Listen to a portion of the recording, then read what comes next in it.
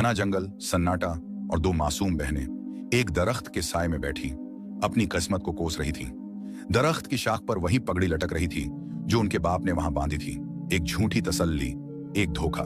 आप भी अब्बा अभी तक नहीं आए, वो हमें लेने आएंगे ना। छोटी बहन की आंखों में आंसू थे। बड़ी बहन ने धीरे से पगड़ी की तरफ देखा और एक ठंडी सांस ली। नहीं, अब्बा नहीं आएंगे, हमें खुद ही अपनी राह बनानी होगी। दोनों बहनें बेयार ओ मददगार जंगल में चलती गईं, भूख, प्यास और खौफ से निढाल। हर तरफ अंधेरा, अजीब सी सरगोशियां, दरख्तों के पत्तों में सरसराहट। ऐसा लग रहा था जैसे जंगल खुद भी उन पर हंस रहा हो। अचानक एक कटिया नजर आई। अंदर रोशनी झिलमिला रही थी। दरवाजे पर एक बुढ़िया बैठी चरखा काट रही थी। उसकी नजरें जैसे ही दोनों बहनों पर पड़ी, उसका चेहरा सख्त हो गया। यहां क्यों आई हो बच्चियों? जाओ, यहां से फौरन चली जाओ। बुढ़िया की लरजती आवाज में अजीब सा खौफ था। माई, हमें कहीं पनाह नहीं मिली, बड़ी बहन ने गिड़गिड़ाते हुए कहा। वो चरखा काटने वाली बुढ़िया हंसने लगी। हाँ हाँ हाँ हाँ हाँ, पनाह। यहां पनाह किसी को नहीं मिलती, यहां सिर्फ वो दरिंदा ही पनाह ले सकता है। बुढ़िया के इन अल्फाजों ने दोनों बहनों के दिल को लरझा कर रख दिया था। आखिर वो बुढ़िया खुद कैसे रह रही थी? आखिर वो क्यों लड़कियों को वहां रहने से रोक रही थी? और वो क्यों हंस रही थी? आखिर वो क्या राज जानती थी? और फिर उन दोनों बहनों की किस्मत कैसे पलटा खाती है, ये जानकर आप अपने आंसू नहीं रोक पाएंगे। धोखे ने खूबसूरती को किसके हाथों पहुंचा दिया, पता ही नहीं चला। वक्त इतना बदला कि खूबसूरती कांटों में जा बसी। वो जिस्म कांटों से भी बदतर था। बगदाद का एक गांव था। आज भी उस गांव में खूबसूरती को देखकर लोग रोने लग जाते हैं। वो खूबसूरती आज भी लोगों को याद है, जिसके साथ किस्मत ने ऐसा खेल खेला कि जिसे सुनकर और देखकर लोगों की रूहें कांप गईं। बगदाद में एक गांव था जहां काजी सुलेमान रहते थे। काजी सुलेमान बहुत ही अमीर और मोअज्जज शख्सियत के मालिक थे। उनकी बहुत जमीनें थीं और अल्लाह का दिया हुआ बहुत कुछ था। काजी सुलेमान की दो बेटियां थीं। उनकी बीवी फौत हो चुकी थी। उनकी बड़ी बेटी, जो बहुत ही खूबसूरत थी, उसका नाम कोमल था और सबसे छोटी बेटी का नाम जैनब था। कोमल बहुत ही मासूम और नफीस थी। उसकी खूबसूरती की जितनी तारीफ की जाए कम थी। पूरा गांव कोमल की खूबसूरती की तारीफ किया करता। दोनों बहनों में बहुत मोहब्बत थी।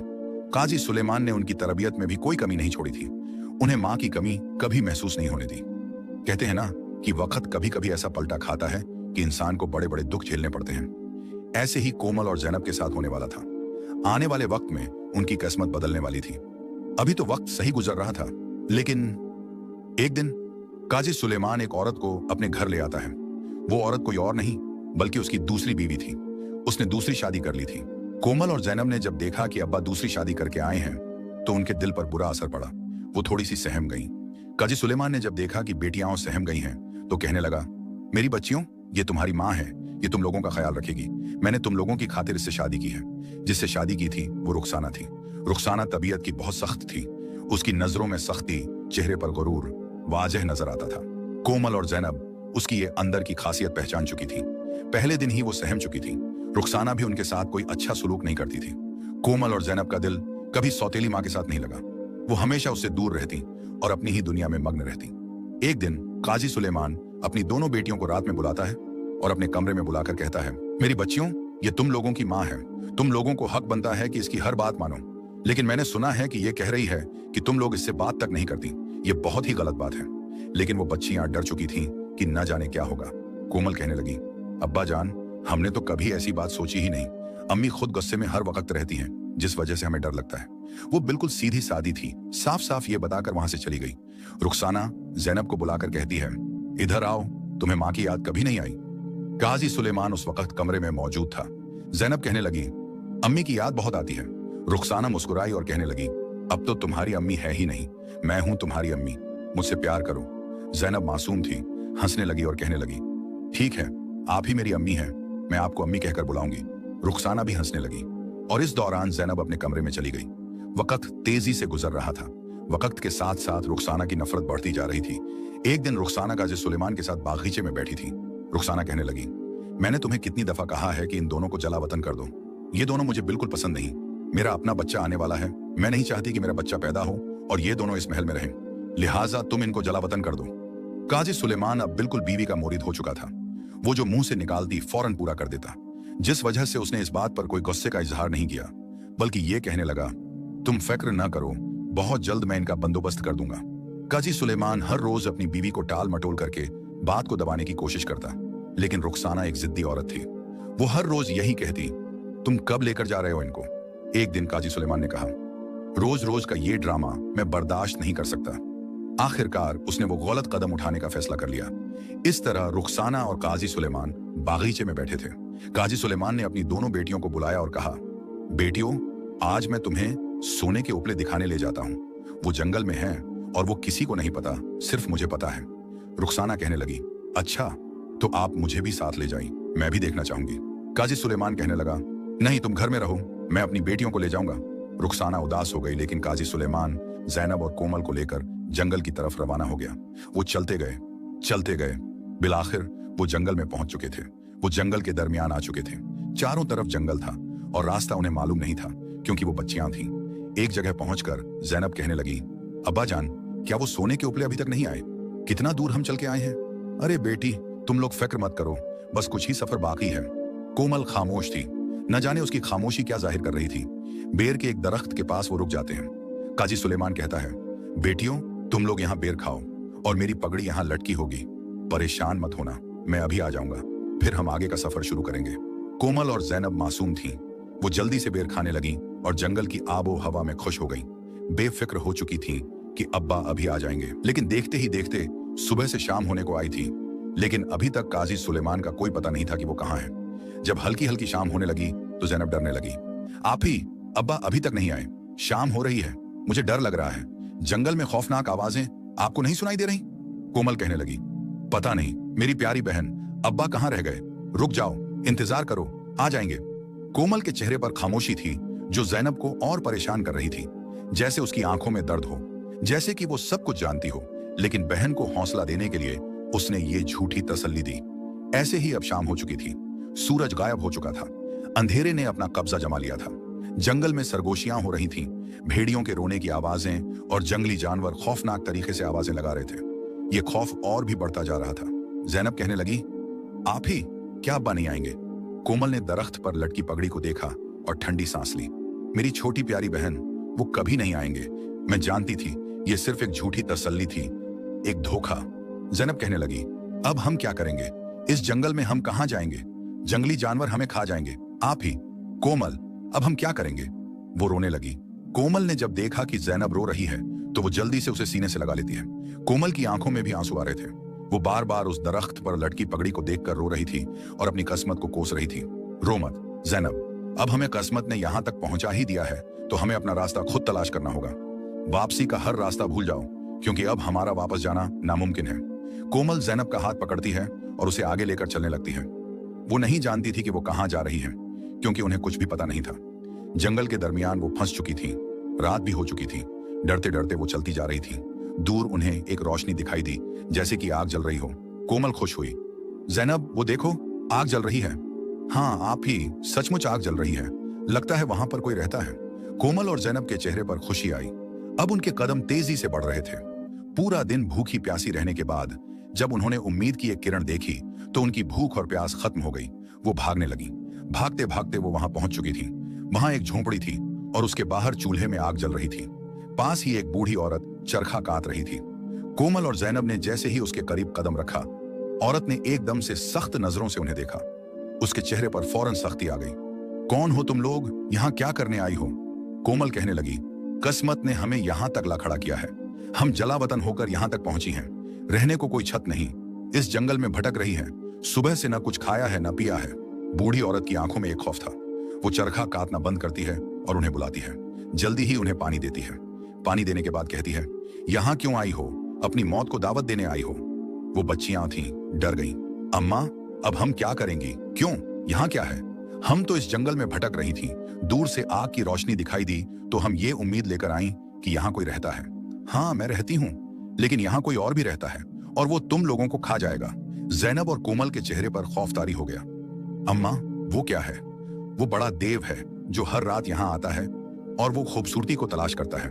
जान प्यारी है तो जल्दी से छुप जाओ, वरना वो तुम लोगों को जिंदा नहीं छोड़ेगा। कोमल कहने लगी, अम्मा, अब हम कहाँ छुपें? हमें तो कोई पता नहीं, हमें कहाँ छुपना है। बूढ़ी औरत को उन पर तरस आ गया। वो कहने लगी, इधर आओ मेरे पास। वो जल्दी से उन्हें अपनी झोंपड़ी में ले गई। उसके पास एक बड़ी सी कड़ाही थी।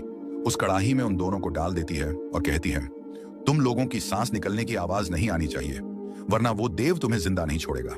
डर कर सहम गई और उस कड़ाही के अंदर बैठ गई। बूढ़ी औरत खुद जैसे गायब हो चुकी हो। जैसे ही रात हो चुकी थी, जमीन कांपने लगी। किसी के बड़े कदमों की आवाज आने लगी। उसकी सांस ऐसे निकल रही थी जैसे कि तूफान चल रहा हो। एक बड़ा सा देव जो बहुत ही खौफनाक था, वो वहां पहुंच चुका था। उसे लड़कियों की खुशबू आ चुकी थी। वो जोर जोर से हंसने लगा। कोमल और जैनब बहुत डर गई थी, लेकिन जैनब रोने लगी थी। कोमल ने उसके मुंह पर हाथ रखा और रोती हुई कहने लगी, मेरी बहन, अपनी जिंदगी चाहती हो तो खामोशी से बैठी रहो। हमारे बाप ने हमें इस मकाम तक पहुंचा दिया है, बस अब हमें खुद अपनी जिंदगी बचानी है। खामोश हो जाओ। तो वो बच्ची बहन की बात मान लेती है और खामोश हो जाती है। दीव कड़ाही के गर्द चक्कर लगाने लगता है। उसे महसूस हो चुका था कि कोई यहाँ है। दीव कड़ाही के नीचे बहुत सारी लकड़ियां रखता है। कोमल ये सारा मंजर देख रही थी। उसने जब देखा कि जैसे ही वो कड़ाही के नीचे आग लगा रहा है, तो वो समझ गई कि यकीनन उनके साथ धोखा हुआ है। वो जल्दी से अपनी बहन जैनब को कड़ाही से बाहर निकालती है और खुद भी निकल जाती है। पास ही एक दरख्त था जिसके पास वो छुप जाती है। दीव बेखबर था, वो लकड़ियां लेने गया हुआ था। जल्दी से कोमल कहती है, तुम यहां रुको, मैं अभी आई। जैसे ही दीव कड़ाही के पास लकड़ियां लेकर आया, तो उसने आग लगा दी और फिर उसके अंदर तेल डाल दिया। तेल खौलने लगा। कोमल का दिल बंद होने लगा कि अगर वो अपनी बहन और खुद को कुछ लम्हे पहले ना निकालती तो वो इस तेल में पक जाती। वो रोने लगी, इस बूढ़ी औरत ने हमारे साथ धोखा किया। जल्दी से कोमल और जैनब ने मौके का फायदा उठाया और दीव को धक्का दिया, तो वो इस कड़ाही के अंदर गिर गया और तेल में तलने लगा। लड़कियों की यह बहादुरी देखकर बूढ़ी औरत झोंपड़ी से बाहर निकली और उनको सीने से लगा लिया। कोमल कहने लगी, अम्मा, ये झूठी हमदर्दी क्यों जता रही हो? पहले हमारा बाप काफी था जो तुमने हमारे साथ धोखा किया, लेकिन ये तो हमारी किस्मत ने हमारा साथ दिया और हम इतनी बड़ी मुसीबत से बची हैं। बूढ़ी औरत कहने लगी, मेरी प्यारी बच्चियों, मेरे दिल को अल्लाह जानता है। ये दीव कोई आम दीव नहीं है, ये सब जानता था, लेकिन आज तुम लोगों ने हैरान कर दिया। कई सालों पुरानी बड़ी ताकत को तुम लोगों ने कुछ लम्हों में मौत की नींद सुला दिया। ये तो बहुत ताकतवर था। अम्मा, अल्लाह ने हमारी मदद की और मौके का फायदा उठाया, लेकिन तुमने हमें इस कड़ाही के अंदर क्यों डाला था? अरे बेटी, ये दीव सब जानता था। जो भी इंसान यहाँ आता है उसे इसका पता लग जाता है, और अगर मैं ऐसा ना करती तो वो मुझे भी मार देता। लेकिन मैं जानती थी कि तुम लोग बहादुर हो। इतनी रात को जंगल में तन्हा चल रही हो, अभी तक किसी चीज ने कुछ नहीं कहा, तो तुम लोग उसके शिकंजे से भी बच जाओगी। और मैंने तुम लोगों को इसलिए कड़ाही में डाला क्योंकि बड़ी लड़की, तुम खूबसूरत थी। कोमल को वो कह रही थी, वो तुम्हें देखते ही वहां से निकाल लेता क्योंकि उसे खूबसूरत लड़कियां बहुत पसंद हैं। ये बात सुनते ही कोमल की धड़कनें बंद होने लगी। बूढ़ी औरत कहने लगी, डरो मत, तो अब वो मर चुका है। अब तुम लोग बेफिक्र होकर मेरे पास रह सकती हो, मेरी बेटियां बनकर। इस तरह वो दोनों इस बूढ़ी औरत के गले से लग जाती हैं और रोने लगती हैं। उन्हें अपनी माँ की बहुत याद आ रही थी। वो अपनी माँ को याद करके रो रही थी और बूढ़ी औरत को अपनी दुखी जिंदगी बता रही थी। बूढ़ी औरत की भी आंखों में आंसू आ गए। इस तरह वो रात गुजर गई। सुबह का सूरज एक नई उम्मीद लेकर तल्लू हुआ। बूढ़ी औरत ने कुछ बकरियां रखी हुई थीं। वो कोमल को कहने लगी, ए बेटी, ये बकरियां तुमने चरानी है और छोटी लड़की मेरे साथ जंगल में लकड़ियां जमा करने के लिए आएगी। इसी तरह उनका रोज का मामूल था। कोमल सुबह सवेरे बकरियां लेकर जंगल में चराने के लिए चली जाती और बूढ़ी औरत जैनब को साथ लेकर जंगल में लकड़ियां इकट्ठी करती। इस तरह उनकी जिंदगी अब अच्छे से गुजर रही थी। वो दुनिया के झमेलों से दूर थी। एक दिन एक वजीर जो बादशाह के हुक्म पर जंगल से बटेर का शिकार करने आया था, वो घोड़े पर आया और उसने बटेर पकड़े। बटेर पकड़कर उसने वहीं पर उनको भूनने के लिए आग जलाई और एक बर्तन में उसने वो बटेर इस आग पर रख दिया। इसी जगह पर कोमल पास ही बकरियां चरा रही थी। कोमल बहुत ही खूबसूरत थी, मानो जैसी कोई परी हो। जैसे ही वजीर की नजर कोमल पर पड़ी तो वो तो देखता ही रह गया। वो उसे देख रहा था। मुसलसल इतनी देर में बटेर जल गए। वजीर उसके हुस्न में इतना अंधा हो गया कि उसे पता ही नहीं चला कि बटेर तो जल चुके हैं। उसकी अकल खत्म हो चुकी थी। वो उन बटेरों को डिब्बे में डालता है। उसे नहीं पता था कि ये तो जल चुके हैं। बस वो कोमल को देखे जा रहा था, लेकिन काफी वक्त हो गया था। कोमल अपनी बकरी लेकर घर चली गई। वजीर जल्दी से घोड़े पर बैठा और महल की तरफ रवाना हो गया। महल पहुंचकर देखा तो बादशाह वजीर का इंतजार कर रहा था। जैसे ही वजीर पहुंचा तो बादशाह कहने लगा, क्या हुआ वजीर, तुमने इतनी देर लगा दी, बटेर नहीं मिले? वजीर बोला, नहीं नहीं बादशाह सलामत, बटेर मिले हैं। आज मैं आपके लिए उसी जगह आग में भून कर लाया हूं, बहुत मजे के होंगे। बादशाह को बटेर बहुत पसंद थे। दोपहर के खाने के साथ उसने बटेर खाने शुरू किए, लेकिन जैसे ही उसने देखा तो बटेर तो जले हुए थे। वो गुस्से से वजीर की तरफ देखने लगा और कहा, यह क्या मजाक है, ये जले हुए बटेर तुम मेरे पास लेकर आए हो? वजीर ने जब गौर किया तो देखा कि बटेर सच में जल चुके थे। अब वो डर गया कि अब क्या होगा। बादशाह गुस्से में बोला, आज तक तुमने ऐसी हरकत नहीं की, ये गुस्ताखी क्यों की तुमने?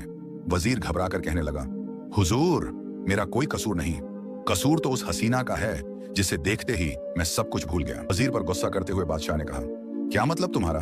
कौन हसीना? जंगल में कौन आ गई?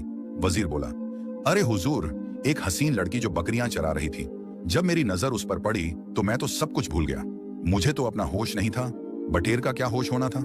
बादशाह को भी तजस्सुस हुआ, आखिर इतनी हसीन लड़की जंगल में। चलो उसी वक्त मेरा घोड़ा निकालो, मैं खुद देखना चाहता हूं कि क्या वाकई वो इतनी खूबसूरत है या तुम झूठ बोल रहे हो। वजीर बोला, क्यों नहीं हुजूर, जल्दी चलिए, आप खुद देखकर यकीन कर लीजिए। जंगल में वजीर और बादशाह दोनों जंगल की तरफ चल पड़े।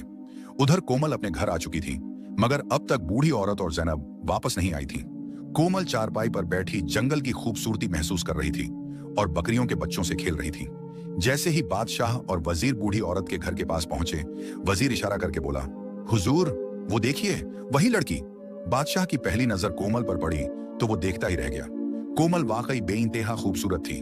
बादशाह से सब्र नहीं हुआ, वो जल्दी से कोमल के पास गया। कोमल ने चौंक कर कहा, आप कौन हैं और यहाँ क्यों आए हैं? अम्मा घर पर नहीं है, जल्दी चले जाइए। बादशाह मुस्कुराकर बोला, ए हसीना, डरने की कोई जरूरत नहीं, मैं जंगल के उस पार वाली सल्तनत का बादशाह हूँ। मेरा नाम इब्राहिम है। तुम्हारी खूबसूरती मुझे यहाँ तक खींच लाई है। कोमल बोली, आपको कैसे पता कि मैं यहाँ हूँ? अरे, मेरा वजीर यहाँ बटेर पकड़ने आया था, लेकिन जब उसने बटेर पकड़कर आग में डालने की कोशिश की तो तुम्हें देखकर वो सब भूल गया। उसकी गफलत की वजह से उसके बटेर जल गए। जब मैंने उससे गुस्से में पूछा तो उसने मुझे तुम्हारे बारे में बताया। तब मैंने सोचा कि कौन होगी इतनी हसीन कि खुद चलकर देखना पड़े, लेकिन अब यकीन हो गया तुम वाकई तारीफ के काबिल हो। कोमल अंदर ही अंदर मुस्कुरा रही थी। आखिर उसके सामने एक बादशाह खड़ा था। वो समझ चुकी थी कि बादशाह उस पर दिल हार चुका है। बादशाह सलामत, आप भी खूबसूरत हैं और आपको अल्लाह ने बादशाहत दी है। कोमल ने नर्म लहजे में कहा। बादशाह बोला, ऐ प्यारी, क्या तुम मेरी मलिका बनना पसंद नहीं करोगी? ये सुनकर कोमल के पैरों तले जमीन खिसक गई। उसे अपनी बेरंग किस्मत पर यकीन नहीं आ रहा था कि उसकी तकदीर अचानक इतनी बदल सकती है। वो खामोश हो गई। बादशाह बोला, मैं जानता हूं कि तुम किसी बड़े दुख से गुजरी हो, लेकिन अब नहीं। मेरे साथ चलो, मैं तुम्हें अपनी मलिका बनाकर रखूंगा। तुम्हें कोई तकलीफ नहीं होने दूंगा। तुम्हारी आंखों में कभी आंसू नहीं आने दूंगा। कोमल कुछ बोल नहीं पाई, बस इतना ही कहा, अम्मा और मेरी बहन अभी तक जंगल में है, वो नहीं आई। अरे तुम उन्हें छोड़ो, बादशाह ने कहा। नहीं, मैं उन्हें नहीं छोड़ सकती, मेरी छोटी बहन है। अच्छा ठीक है, लेकिन जल्दी करो। कोमल ने सोचा कि अगर वो सीधे ही कहे कि जैनब और बूढ़ी औरत को भी साथ ले जाना है तो ये मुमकिन नहीं होगा। अभी तो वो मल्लिका बनी भी नहीं थी और बादशाह का इरादा बदल भी सकता था। वो समझदार थी, फौरन एक खत लिखा और चारपाई पर रख दिया। फिर बादशाह और वजीर के साथ घोड़े पर बैठकर महल की तरफ रवाना हो गई। उधर जंगल में शाम हो चुकी थी। जैनब और बूढ़ी औरत लकड़ियां लेकर घर आईं। उन्होंने देखा कि बकरियां तो थीं, मगर कोमल नहीं थी। बूढ़ी औरत घबराकर बोली, हे अल्लाह, कोमल कहां चली गई? जरूर कोई जंगली जानवर उसे खा गया। जैनब रोते हुए जंगल में कोमल को ढूंढने लगी, लेकिन वो कहीं नहीं मिली। जब वो थक हार कर घर लौटी तो चारपाई पर एक खत पड़ा हुआ था। जैनब ने जल्दी से उसे खोला और पढ़ने लगी। मेरी प्यारी बहन जैनब, लगता है कि अब हमारी किस्मत बदल चुकी है। परेशान मत होना, मैं अपनी निशानी छोड़कर जा रही हूँ। मुझ पर एक बादशाह फिदा हो चुका है और वो मुझे अपनी मलिका बनाने के लिए यहाँ लेने आया है। अब हमारे सारे दुख खत्म हो गए हैं। मैं कपास की पूरियां, रुई के टुकड़े गिराती जाऊंगी। तुम उन पूरियों को देखते आना और मेरे महल तक पहुंच जाना। हो सके तो अम्मा को भी साथ ले आना। बूढ़ी औरत की समझदारी कोमल बहुत अक्लमंद थी। उसने झोंपड़ी से लेकर महल तक कपास की पूरियां गिराई ताकि उसका एक निशान बन जाए, जिससे जैनब और बूढ़ी औरत उसे ढूंढते हुए महल तक पहुंच सके। जैनब ने जब ये खत बूढ़ी औरत को दिखाया तो बूढ़ी औरत बोली, ए मेरी प्यारी बेटी, मैं नहीं आऊंगी। ये जंगल ही मेरा घर है और मैं इसी में मरूंगी, लिहाजा तुम जा सकती हो। जैनब बूढ़ी औरत के गले लगकर रोने लगी और कहने लगी, मैं आपको हमेशा याद रखूंगी प्यारी अम्मा। बूढ़ी औरत कहती है, मेरी दुआएं तुम दोनों के हमेशा साथ हैं। समझो कि मैं तुम लोगों की माँ हूं। और हाँ, वापस कभी मेरे यहाँ मत आना, क्योंकि यहाँ जंगल है, रंग बदलते रहते हैं। ये कहकर जैनब पास की पूरियों को रास्ते में देखती गई और उठाती गई। चलते चलते वो आखिरकार महल तक पहुंच चुकी थी। महल के पास पहुंचकर सिपाहियों ने कहा, ऐ लड़की, कौन हो तुम? मैं जैनब हूं, कोमल की बहन। जैसे ही सिपाहियों ने सुना कि ये मलिका की बहन है तो उसी दौरान जैनब को कोमल के पास लाया गया। कोमल ने जब जैनब को देखा, दौड़कर उसे सीने से लगा लिया और रोने लगी। उसी दौरान बादशाह इब्राहिम वहां खड़ा था। कहने लगा, प्यारी मल्लिका, रोने की कोई जरूरत नहीं। अब तुम्हारे आंसू हमेशा के लिए खत्म हो गए हैं और ये तुम्हारी बहन, इसकी भी फिक्र मत करो। मैं इसका निकाह वजीर के साथ कर रहा हूं। अगर तुम्हें ऐतराज ना हो तो। वजीर भी एक खूबसूरत नौजवान था। कोमल खुश हुई, कहने लगी, इससे अच्छा और मुझे क्या चाहिए। उसी दौरान जैनब का निकाह भी वजीर से हो चुका था। अब दोनों बहनें अपनी किस्मत पर रश्क कर रही थीं कि वे कहां से उठी थीं और कहां आ गईं। ये तो अल्लाह की देन है। अल्लाह जिसे चाहे इज्जत दे और जिसे चाहे जलील करे। ऐसे ही दिन गुजरते जा रहे थे। एक दिन दोनों बहनें बागीचे में बैठी थीं और खाना खा रही थीं। बाहर फकीर की सदा आई, कोई मुझे, इस बदनसीब को खाना देगा। इस तरह की सदाएं लगा रहा था। जैनब का दिल बहुत नर्म था। वह उसी दौरान उठी और उस फकीर के पास चली गई। फकीर की हालत बहुत बुरी थी। वो भूखा प्यासा मैला कुचैला था। जैनब को उस पर तरस आया और वो उसे महल के अंदर ले आई और वहां पर ले गई जहां कोमल और बादशाह इब्राहिम खाना खा रहे थे।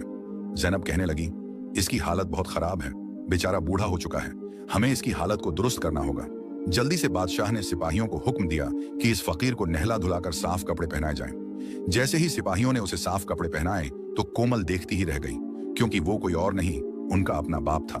कोमल कहने लगी, अरे खुदा की कसम, ये हमारे अब्बा हैं। जैनब ने जब गौर किया तो वो भी पहचान चुकी थी, लेकिन उस बूढ़े शख्स की आंखों में आंसू थे। वो अपनी बेटियों को पहचान चुका था, लेकिन अपनी तकदीर के हाथों मजबूर था और शर्मिंदगी के मारे उन्हें कुछ कह नहीं रहा था। उसी दौरान कोमल दौड़कर आई और बाप को गले से लगा लिया। यह बहुत दुखी लम्हा था। बादशाह इब्राहिम की भी आंखों में आंसू आ गए। जैनब भी रोने लगी और रोते हुए अपने बाप को सीने से लगा लिया। उस दौरान दोनों बहनें अपने बाप को सीने से लगाकर रो रही थीं। पास खड़े महल के सारे सिपाही, वजीर और बादशाह सब रो रहे थे। फजा में दुख छा गया, ऐसा दुख जो परिंदे भी महसूस कर रहे थे। कोमल कहने लगी, ऐ हमारे प्यारे अब्बा, आज भी वो पगड़ी हमारे पास है, क्योंकि आप तो हमारे बाप थे, हम आपको कभी नहीं भूल सकते। वो रोने लगा, मुझे माफ कर दो मेरी बच्चियों, मुझको अपने किए की सजा मिल चुकी है। मैं बहुत पत्थर दिल इंसान था। जिस गद्दार औरत की वजह से, जिसके कहने पर मैंने तुम लोगों को जला वतन किया, उसी ने मुझे यहां तक पहुंचा दिया। मेरी सारी जायदाद, सारी दौलत वो धोखे से बेचकर खा गई और मुझे धक्के देकर घर से निकाल दिया। ये सब मुझे अपने की का सिला मिला है, जो मैंने तुम लोगों के साथ सलूक किया। कोमल और जैनब रो रही थी। वो अपने बाप से कहती हैं, अब्बा, लेकिन हम तो आपका खून है ना, हम आपके साथ दगा कैसे कर सकते हैं। चाहे आपने हमारे साथ बुरा किया, लेकिन आप फिर भी हमारे बाप हैं। उसी दौरान कोमल कहती है, जल्दी से मेरे अब्बा के लिए खाना लाओ। बादशाह इब्राहिम पास आता है और कहता है, बाबा जी, क्या ये आपने बहुत गलत किया अपनी बेटियों के साथ? भला ऐसे भी कोई करता है? ये तो आपका अपना खून था। आप किसी गैर के कहने पर अपने ही खून को जंगल में छोड़ने पर तैयार हो गए। देखा आपने, अपना खून अपना ही होता है। उस गैर औरत का अंजाम तो आपने देख ही लिया। आखिरकार आपको अपनी ही बेटियां काम आई। वो रो रहा था, बेटा तुम कौन हो? कोई अमीर शख्स लगते हो। इब्राहिम मुस्कुराकर कहने लगा, बाबा जी, मैं इस सल्तनत का बादशाह हूँ और कोमल मेरी मलिका है और जैनब वजीर की जौजा है। ये सुनते ही वो बूढ़ा शख्स रोने लगा और रोते रोते उसने बादशाह को सीने से लगाया और बादशाह भी रोने लगा। बेटी कोमल और जैनब, मुझे माफ कर दो, चाहे तो मुझे जो सजा दो, मैं हकदार हूं इसका। अब्बा, ये आप कैसी बातें कर रहे हैं? आप हमारे बाप हैं। जब अल्लाह ने हमें इज्जत दी है तो कौन हमारी इज्जत छीन सकता है? आप हमारे साथ यहीं पर रहेंगे।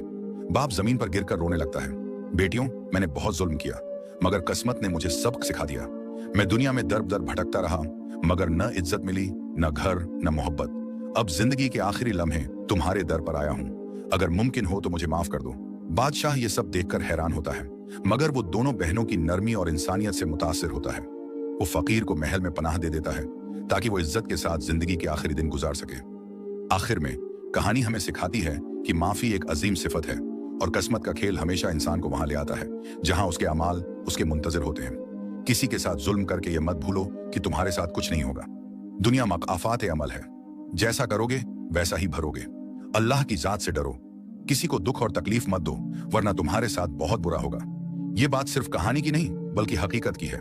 जो लोग समझ जाते हैं वो अपनी जिंदगी और किस्मत संवार लेते हैं, मगर जो लोग सिर्फ कहानियों को कहानियां समझते हैं, हकीकत कुछ नहीं, वो लोग अपनी आंखों से ये मंजर देख लेते हैं। दूसरों की मदद करना सीखो, क्योंकि जो अल्लाह की मखलूकन को राजी करता है, अल्लाह ताला उससे राजी होता है। उम्मीद